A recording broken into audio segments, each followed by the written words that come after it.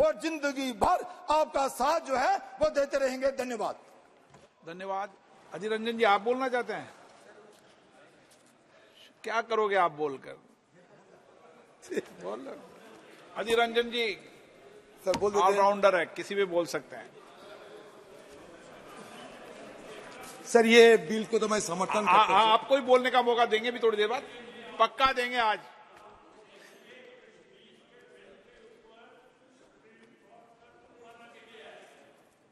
अभी तो अधीर रंजन जी का नंबर है, आपका मौका देंगे।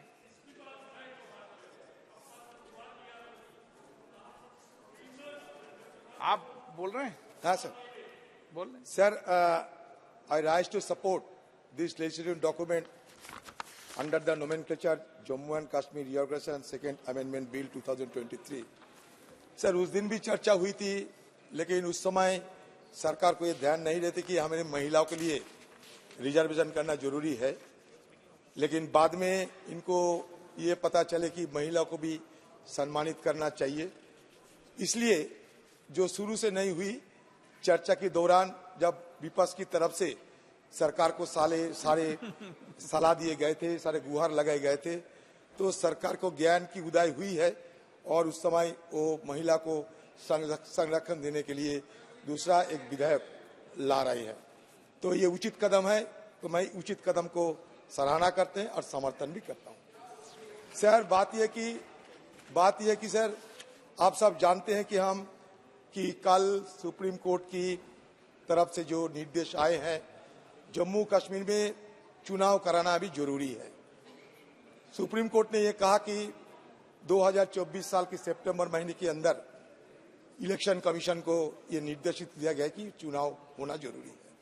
हम लोग भी सर पिछले चर्चा में यही बात रखे थे कि चुनाव होना चाहिए, चुनाव होना चाहिए। मतलब यह है कि विपक्ष जो कहते हैं, बाद में सरकार उनको जानकारी लेते हैं।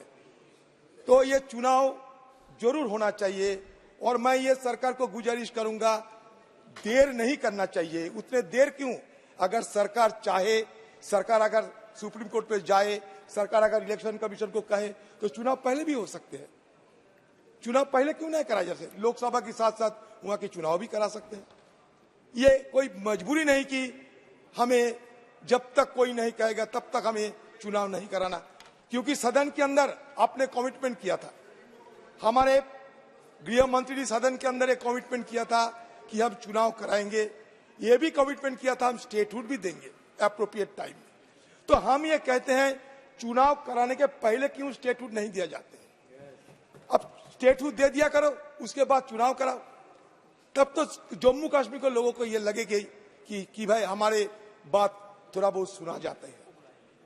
सुप्रीम कोर्ट आज तो आप लोगों को निर्देश दे दिए हैं, तो आप घोषित कर दीजिए जी सदन के अंदर कि हम उतने देर नहीं बल्कि उसके पहले हम चुनाव कराएंगे। ट्रूथ एंड रिकॉन्सिलिएशन कमेटी के बारे में सुप्रीम कोर्ट ने जिक्र किए हैं, इसके बारे में भी आपको कुछ कहना चाहिए, क्योंकि सारे मुद्दा एक साथ जुड़े हुए हैं। अमित शाह जी, ये बात तो सही है कि जम्मू कश्मीर में हम जो भी कहे, जितने भी हम बड़ी बड़ी बात करते रहे, सब कुछ साधारण नहीं है। अगर सब कुछ साधारण होते तो सुप्रीम कोर्ट को इस विषय पे क्यों आने की जरूरत होती? हमारे अमित शाह जी सदन के अंदर ये बात कहते बड़े सीना ठोक कर कि हम पीओके को हमारे देश में लेके आएंगे, लेकिन आज क्या हो रहे हैं? आज पीओके की सीना चीरकर, सुन लीजिए अमित शाह जी, पीओके की सीना चीरकर चाइना पाकिस्तान इकोनॉमिक कॉरिडोर बन रहे हैं, उसका 3000 किलोमीटर की ओर रास्ता बन रहे हैं। आप कहते हैं कि हम पीओके के तरफ से किसी को नुमाइंदे बनाएंगे, लेकिन हमारा कहने का मतलब यह है आप कुछ करके तो दिखाओ। मान लीजिए कांग्रेस कुछ नहीं कर पाए, आप तो बलवान हो, आप तो पहलवान हो, तो आप पहलवान होकर पीओके को छीन कर लाइए। हम ये देखना चाहते हैं। सदन के अंदर आपने बड़ी बड़ी बात कहते कि हम सियाचिन को हासिल करके रखेंगे, हम लद्दाख को हासिल करके रखेंगे, सियाचिन हमारे साथ है, लद्दाख को हम हासिल करके रखेंगे। आप लद्दाख में क्या किए हैं बताइए? अक्साई चीन को शामिल करेंगे, क्योंकि अक्साई चीन पीओके के अंदर है, अक्साई चीन कश्मीर के अंदर है, पीओके कश्मीर की हिस्सा है, आपने कहा था। तो अगर आपने कहा था तो अक्साई चीन आप कब लाओगे, पीओके आप कब लाओगे? तो इसलिए पलवानी छोड़ के जो काम होना चाहिए, महिला जुबान पे पलवानी, मैं जुबान पे पलवानी की बात करते हैं, ऐसा नहीं किसी का अपमान करने का कोई इरादा नहीं, मैं जुबान पे पलवानी की बात करते हैं। बड़ी बड़ी बात तो कहते हैं, उस पे भी जो पीओ की है उस पे भी महिला आरक्षण रखा है, चिंता मत करो। हाँ सर, बात तो यह कि पीओ को तो हमारे हाथ में नहीं है, तो अमित शाह जी कहे कि कब पीओ के हमारे हाथ में आएंगे? बलवान पुरुष है इसलिए पूछ रहा हूं, ये दोनों सुबह शाम हाँ करके दिखाइए, चुनाव होने की पहले करके दिखाइए। मोदी जी और अमित शाह जी को मैं चुनौती दे रहे हैं, पीओ को हासिल करके रखिए, क्योंकि हमारे इस सदन में 1993 में ऑल पार्टी रेजोल्यूशन हुई थी कि पीओ के हमारे हाथ में लगना चाहिए। अब चीन वहां से सड़क बना रहे हैं, चीन के खिलाफ एक जुबान, चीन के खिलाफ एक बात नहीं कहेगी। गृह मंत्री माननीय अध्यक्ष जी, कांग्रेस पार्टी के नेता इतने जोर जोर से मुझे बहुत सारे सवाल कर रहे हैं, अक्साई चीन कब आएगा, पीओके कब आएगा। अब बिल तो वो पारित हो चुका है, वरना मैं जवाब दूंगा भी, परंतु मैं उनको पूछना चाहता हूं, पीओके और अक्साई चीन किसके शासन में गया, इसका जवाब जरा दे दो। बिल्कुल, तीन युद्ध लड़े हैं, तीन युद्ध लड़े हैं। अब तक कुछ नहीं हुआ, इसलिए कि हमारी देश में इंदिरा गांधी जैसा आयरन लेडी थी। 3 युद्ध हुए हैं, इसलिए बचे हुए हैं सब कुछ। इतिहास को विकृत मत किया करो, आप हमारे देश की गृह मंत्री है, सुबह शाम नेहरू जी के खिलाफ इस तरीके की अनवेरिफाइड बात मत करो, इस तरीके की इल्जाम लगाने की बात मत किया करो। आप क्लासिफाइड क्यों करके रखे हैं? बूचर की रिपोर्ट को क्यों नहीं डिक्लासिफाई कर रहे हैं आप, बताइए। सारे कुछ क्लासिफाइड नहीं रहना चाहिए। पुराने समय आप सब बातें बोल लिए हो, अब तो इस पे बिल पे बोल रहे हैं। सर बात यह कि सर किस समय क्या हुआ था इस विषय पे सर, अगर हमारी तरफ से इतिहास की ऐतिहासिक दृष्टिकोण की तरफ लंबी डिबेट नहीं करते, ऐतिहासिक दृष्टिकोण की छोड़कर अभी सिर्फ इल्जाम लगाने, आरोप लगाना, ये हमारे लिए सही नहीं होगा, क्योंकि हमारे कोई प्रधानमंत्री देश की इंटरेस्ट छोड़कर किसी दूसरे को मदद नहीं किए।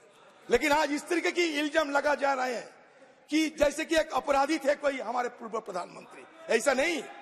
आप लोगों की इतिहास भी तुरंत देखो आप। सर अगर बोलने दीजिए तो सर बोल लेंगे। सर मैं बोलने दोगे ठीक रहेगा। सर मैं आप लोगों की इतिहास थोड़ा बताना चाहते हैं। अमित शाह जी श्यामा प्रसाद मुखर्जी की बात कह रहे थे उस दिन, आपको याद है 1941 में श्यामा प्रसाद मुखर्जी और फजलुल हक, एक हिंदू महासभा की और एक मुस्लिम लीग, दोनों मिलकर बंगाल में सरकार बनाई थी, आपको याद है? इसके पीछे कारण क्या थी? और वो श्यामा प्रसाद मुखर्जी फजलुल हक से सत्ता बनाए थे 1941 में। ईयर बिफोर दैट, एक साल पहले, जो फजलुल हक वो पुराना बिफोर इज फॉलोअप क्यों पढ़ते हो with the Muslim league had moved. Sir नहीं, ये कागज पढ़ चुके हैं पुराने रिकॉर्ड में। पाकिस्तान रेजोल्यूशन फजलुल हक ने तय किए थे 40 साल में, और एक 40 साल मुल्क के साथ आप सरकार बनाने गए। आगे बढ़े। सिंध में नॉर्थ वेस्टर्न फ्रंटियर में मुस्लिम लीग के साथ क्यों अपने पार्टीशन की मदद करते हुए सरकार बनाए थे? चलो जवाब है आपके पास। तो इसलिए मैं ये कहना चाहते हैं, इधर उधर की बात ना करके सीधे देश की हित की बात कीजिए। और सुबह और शाम आप फिजूल इल्जाम लगाते हुए किसी के अपमान मत किया करो। अगर अपमान करना चाहते हैं तो खुले सदन में सुबह से शाम तक चर्चा करने की जरूरत है, ये मैं जरूर मानना चाहते हैं और जरूर ये कहना चाहते हैं। सर हो गया। सर कश्मीर की हेल्थ के बारे में हमारा साथी कह रहे थे, according to the latest findings of the National Family Health Survey, levels of malnutrition in J&K have increased at an alarming level. In 2019-21, 19% of children were wasted as compared to 12% in 2015-16, and 2019-21, 9.7% children severely wasted as compared to 5.6% in 2015-16. मतलब हर साल बच्चों की हालत बुरा होते जा रहे हैं. Prevalence of anemia in children between 6 to 59 months of age increased from 53.8% in 2015-16 to 72.7% in 2019-20. Prevalence of anemia, sir, anemia की बात करते हैं. Prevalence of anemia in women between 15 to 49 years of age increased from 48.9% in 2015-16 to 65.9% in 2019-20. According to report of 2021 by Niti Aayog, J&K only has 17 beds in a district hospital per lakh population, far below the national average of 24 beds per lakh population. J&K has the second lowest ratio of staff nurses in population to Indian public health standard norms set under the National Health Mission. Sir ये महिला के बारे में कहते थे, इसलिए मैं कह रहा हूं. इस तरह की सर बहुत सारे मुद्दे हैं.